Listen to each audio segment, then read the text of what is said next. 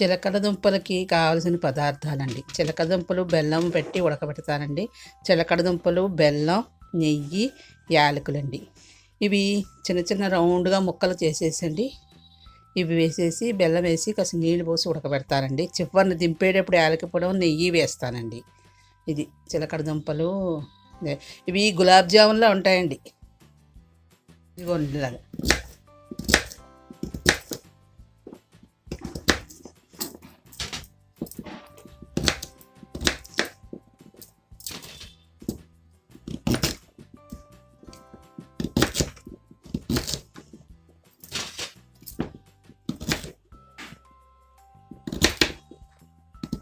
ఇదిగోండి ఇలా తరిగేసేసి బెల్లం వేసి ఉడకబెట్టి చూపిస్తాను మీకు. ఇదిగోండి స్టవ్ వెలిగిస్తున్నాను. అలాగే గిన్నె పెట్టేస్తున్నానండి. గిన్నెలో కొంచెం నీళ్ళు పోసి, దుంపలు ఉడకాలి కాబట్టి కొంచెం ఎక్కువే పోయాలండి. ఒక గ్లాసు నీళ్ళకి పోస్తున్నాను అనమాట. ఉజ్జాయింపులు పోసేస్తున్నానండి. గ్లాసు నీళ్ళు ఉజ్జాయింపు పోసేస్తున్నాను. అది కొలతలు కంటే నాకు ఇలాగే చేయడం అలవాటు.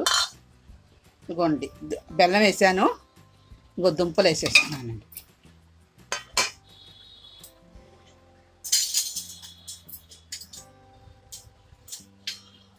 ఇలాగా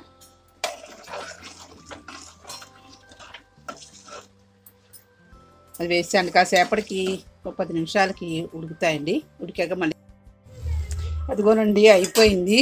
ఇప్పుడు నేను యాలకి పొడి, ఇగో నెయ్యి వేసేస్తున్నాను. వేసేసి ఇలాగా కలిగి పెట్టేస్తానండి. ఇవి గులాబ్ జామున్లా ఉంటాయండి తింటే మీకు. ఇదిగో చూసారా, అదిగో ఉడికిపోయింది. పాకం వచ్చేసింది. ఒక డిష్లో పెట్టి చూపిస్తాను మీకు తర్వాత చల్లారాక. ఇదిగో అండి గులాబ్ జాములా ఉంటుంది. ఇది చిలకడ దుంప, బెల్లం కలిపి ఉడకబెట్టానండి. ఇది చూడండి, ఇగో పాకం, అగో పాకం మీకు. ఇది చాలా బాగుంటుందండి. పిల్లలు కూడా బాగా ఇష్టంగా తింటారు. ఇది చూసారు, ఈ పాకం మనం గులాబ్ జామ్ తింటుంటే ఎలా ఉంటుంది పాకం, అలా ఉంటుందండి ఇది. ఇది ఆ పాకం అలా వస్తుంది.